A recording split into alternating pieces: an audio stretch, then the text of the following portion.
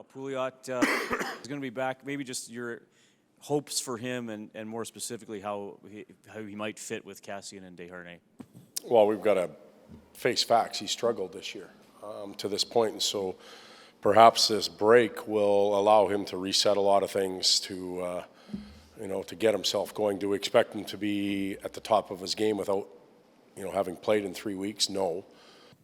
But we want to see an energized individual come back, and if he can get his game back and build it for the last 7, 8, 10 games, then at least we'll get something out of him. And he wants to do that. He's a great individual. Just he struggled this year for whatever reason, and maybe this is a reset opportunity. And just those line mates specifically, because I guess there's a few slots. Yeah, again. With Desharnais coming in and trying to find a place for him with the right line mates, Pooh has played in that position a lot. He's been able to penalty kill quite well this year, and certainly our penalty kill isn't where it needs to be over the last little bit. So hopefully he can strengthen that up. Both of those players give Desharnais a little bit of size and can help him with some of the battles in and around the net and along the boards. Todd, speaking of Desharnais, this is a guy who a few years had like 20 and 15 power. Have you thought about putting him in on the second unit now with Drake most likely coming out? Well, we've practiced with him. It's hard just to come in and assume a role and not understand maybe what we're doing breakout-wise, entry-wise, set-wise. So he'll have some time to practice and has had that. And as time goes on, we think that's a skill set that he can bring to the team.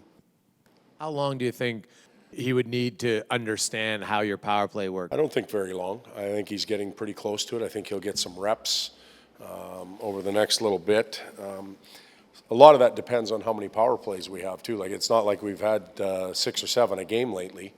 It's been minimal, and you've got one unit going, you got the next unit going. If you want to work somebody else through, you run out of time. So we've got to do a better job of earning power plays.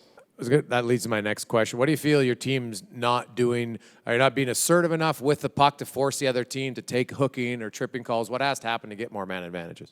Well, you may have answered your own question with some of those situational things. We've had a lot of opportunities.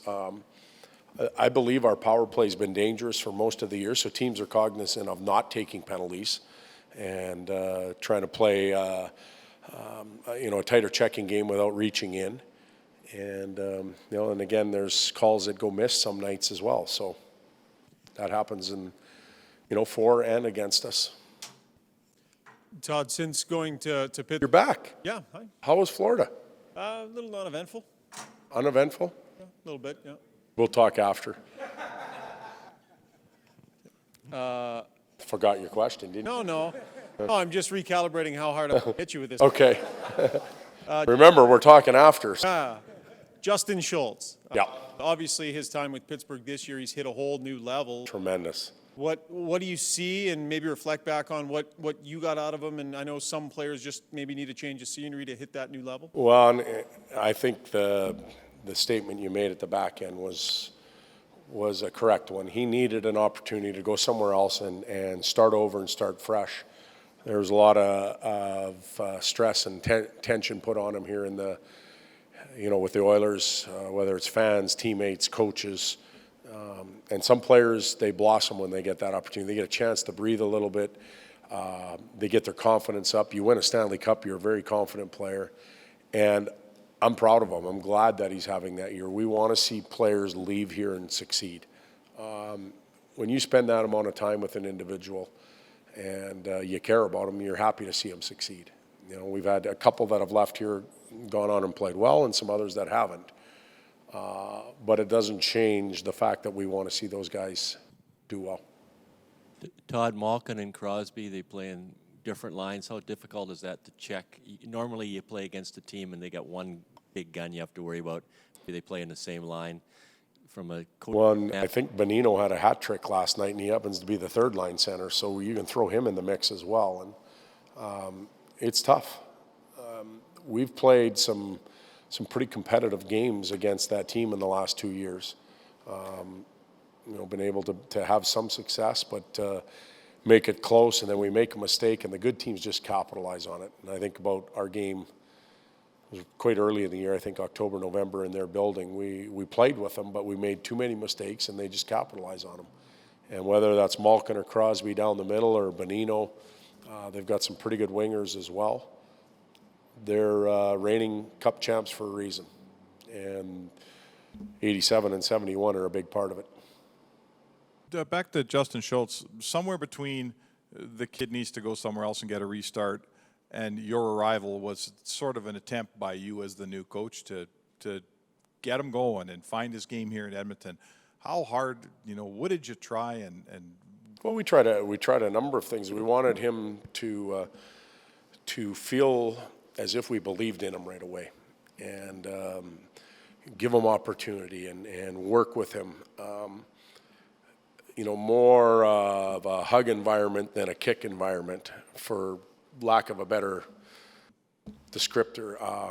We felt he needed an arm around him a little bit, and we tried that a number of times, and he would respond and it would be good, but there was a lot of kicks coming from other places too. And sometimes you just got to get away from it. Sometimes, you've got to find a different spot. And fortunately for him, it's worked. It's been great for him. What are your thoughts on Malkin fighting Blake Wheeler last night? A lot of people would think maybe a star player gets a pass when they have a history together, but he stepped up and ended the bell. Yeah, give him credit. I don't know the past history. Obviously, there was a hit, and Wheeler, wasn't happy with it. They obviously responded. It's hard for me to comment on that situation without being involved in it, being around the players. I don't know what's been said, how it's been built up, or anything like that. But it's not the first time Malkin has defended himself, and I'm sure it won't be the last. He's a big man, and he's got a lot of pride. Todd, with all the focus on star power in tomorrow's game, what role do you think the depth lines will play in this game? You're also talking about maybe two of the best fourth-line centers you call up. Yep. I think they'll be an important part of it. They play such a fast transition attacking game, and they make you pay for mistakes, that it can't just be on the shoulders of the star players. The complementary players will play a huge part in it. They have to play at the top of their game, not mistake-free, because that doesn't exist, but play sharp, manage situations well, and every shift give us an opportunity to push a little bit further ahead and have success.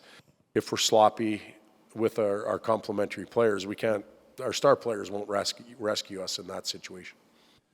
Todd, do you think Connor likes challenges when he's playing against Crosby and Malkin and they're chasing him in the scoring race? That ups his game, or is it just that's the way he plays every game, or is it you expect to see something a little different tomorrow when he's playing against two guys of their stature chasing him in the scoring race?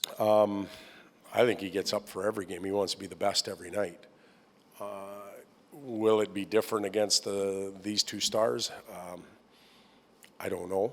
We're going to play the game and find out. But I don't see Connor getting revved up anymore for Jamie Benn or Sidney Crosby than he does for anybody else.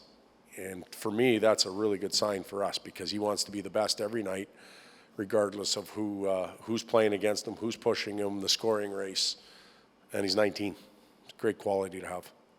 With Pouliot, some people are sort of just put him on the scrap heap, he's done. But he's a guy that down the stretch and in the playoffs has proven that he can be a really impactful player.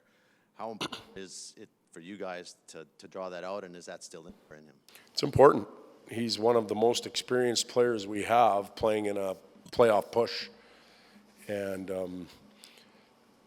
in the past, we've been able to see him contribute on a fairly consistent basis. It just hasn't been there this year. So in some way, shape, or form, we can get that out of him in the remaining 15 or 16 games. And he gets back up to a level where he was earlier, and his confidence gets back. I just think it's a great time for him to reset his game and come out and play. And again, I said earlier, I don't know if he's going to give us his best game tomorrow. It's been a while since he played, but let's build toward